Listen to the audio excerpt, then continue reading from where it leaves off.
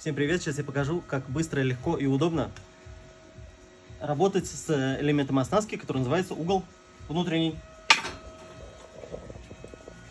Нам нужно одну деталь к другой приварить перпендикулярно под углом 90 градусов, чтобы не использовать никакие угольники. Возьмем вот этот элемент, обычные вот такие вот клещи, примерно поставим, где должна быть стыковка деталей.